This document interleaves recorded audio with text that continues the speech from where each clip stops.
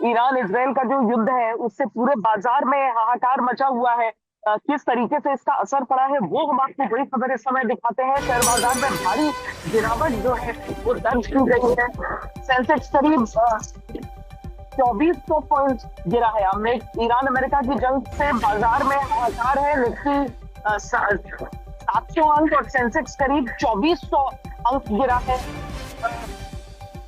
मध्य पूर्व में तेल और गैस के ठिकानों पर भीषण हमलों के बाद कच्चे तेल की कीमत में उछाल आया है। माना जा रहा है कि इसका असर बाजार पर दिख रहा है। कच्चे तेल की कीमत $118 प्रति बैरल इस समय हो चुकी है।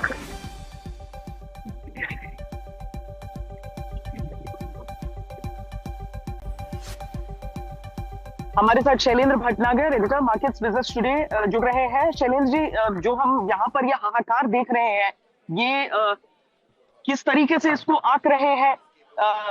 मतलब फौरी, जैसा हम कहते हैं ना कि तेल में फौरन आग लगती है, और उस फौरन लगी आग के साथ फौरन बाजारों में भी ये आग है। आपने बिल्कुल सही कहा। बढ़ता तेल, गिरता बाजार और कमजोर होता हुआ रुपया, इन सब को अगर आप जोड़ दें तो ये गहरा लाल निशान आज आपको निफ्टी पर आता हुआ दिख रहा है। ये लेवल हमने 11 अप्रैल सन 2025 को देखा था। 50 के 50 शेयर निफ्टी के लाल निशान में बंद हुए हैं, क्योंकि अब जो सारे आंकड़े थे अर्निंग्स पर शेयर के, ग्रोथ के, और वो सब हवा होते हुए, क्योंकि तेल का दाम आज 8-9% बढ़ता हुआ दिखा है।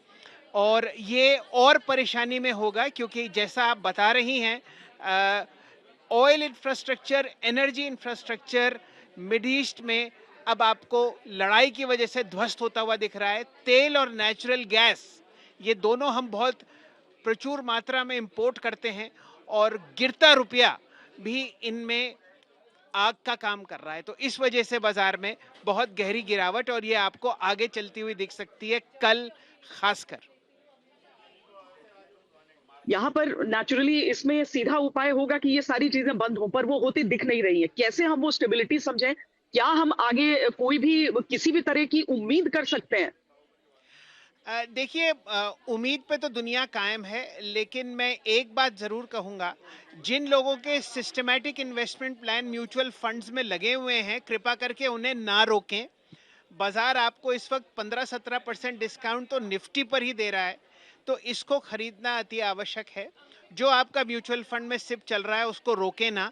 ये परेशानी कब हल होगी, किस करवट ऊंट बैठेगा, ये कहना कठिन है, लेकिन सस्ता बाजार मिलना और उसको ना खरीदना एक काफी दिक्कत का काम होगा आपके लॉन्ग टर्म फाइनेंशियल फ्यूचर के लिए।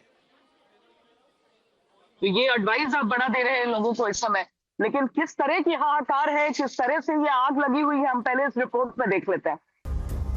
बहरीन आइलैंड, रास लफान इंडस्ट्रियल एरिया कतर, दक्षिण parse gas field Iran.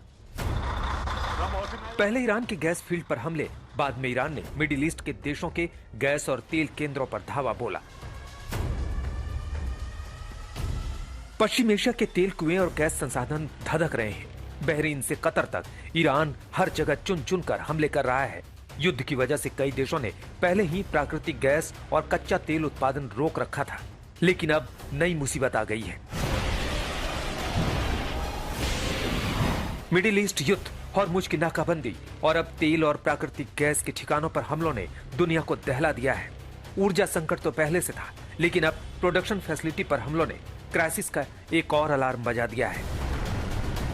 Gas facility पर हमलों की शुरुआत इजराइल ने की। सबसे पहले इजराइल ने ईरान के पार्स नेचुरल गैस फील्ड पर हमला किया। इस गैस फील्ड को दुनिया का सबसे बड़ा प्राकृतिक गैस भंडार माना जाता है। इजरायली हमले में इस गैस फील्ड को भारी नुकसान पहुंचा है। पार्स गैस फील्ड ईरान के दक्षिण में पारस की खाड़ी में स्थित है। ईरान की सरकारी कंपनी पार्स यहां से गैस उत्पादन करती है। ये गैस फील्ड कतर तक जाती है। कतर अपनी सीमा में आने वाले क्षेत्र से गैस निकालता है। पार्स गैस फील्ड पर हमले हुए तो रिफाइनरी जल उठी। ईरान ने अंजाम भुगतने और बदला लेने की धमकी दी और 24 घंटे के भीतर जवाब दे दिया। ईरान ने बैलिस्टिक मिसाइल से कतर के लफान इंडस्ट्रियल एरिया में धावा बोला। कतर की प्राकृतिक गैस फैसिलिटी को भारी नुकसान हुआ। इसके अलावा बहरीन आइलैंड पर भी ईरान की बैलिस्टिक मिसाइल गिरी। इस आइलैंड से बहरीन LNG का उत्पादन करता है। ईरानी हमले में सऊदी और बहरीन को जोड़ने वाले किंग फहद पुल को भी नुकसान हुआ है। ईरान ने पलटवार करके कहा कि हमने अमेरिकी हितों को टारगेट किया है। उधर अमेरिकी राष्ट्रपति ट्रंप ईरान के हमले से भड़क गए। ट्रंप ने कहा कि ईरान की गैस फील्ड पर इजरायल ने हमला किया, मुझे भी इसकी जानकारी नहीं थी, लेकिन ईरान ने कतर पर हमला करके गलत किया। कतर का इससे कोई लेना देना नहीं है। अगर दोबारा ईरान कतर के गैस फील्ड पर हमला करेगा तो हम ईरान के पास गैस फील्ड को तबाह कर देंगे। अमेरिकी राष्ट्रपति ट्रंप ने यह भी दावा किया कि अब इजरायल ईरान के किसी गैस फील्ड पर हमला नहीं करेगा। दुनिया भर में इस समय कच्चा तेल और प्राकृतिक गैस का संकट है। पिछले 20 दिनों में ये पहली बार नहीं है जब ऊर्जा संसाधनों पर हमले हुए हैं। इससे पहले ईरान के खार्ग द्वीप पर अमेरिका ने बमबारी की थी। खार्ग द्वीप से ईरान ऊर्जा उत्पादों का निर्यात करता है। हालांकि अमेरिका ने तब दावा किया था कि उसने सिर्फ सैन्य संसाधनों को नष्ट किया था, लेकिन आसमान से जब बम बरसते हैं तो वो ये नहीं देखती कि सामने मिलिट्री इंफ्रास्ट्रक्चर है या फिर ऑयल फैसिलिटी। मिडिल ईस्ट के देश पूरी दुनिया में गैस और तेल के प्रमुख सप्लायर हैं, लेकिन युद्ध की वजह से प्रोडक्शन ठप है। सप्लाई चेन टूट चुकी है। तेल और गैस के टैंकर और मुझ के उस पार फंसे हैं। लेकिन अब गैस फैसिलिटीज पर हमलों ने दुनिया पर ऊर्जा संकट का एक और मोर्चा खोल दिया है। अंतर्राष्ट्रीय बाजार में कच्चे तेल और गैस की कीमतें 40 से 50% तक बढ़ चुकी हैं। यूरोप के कुछ देशों में गैस की कीमतें दोगुनी हो चुकी हैं। आज तक ब्यूरो।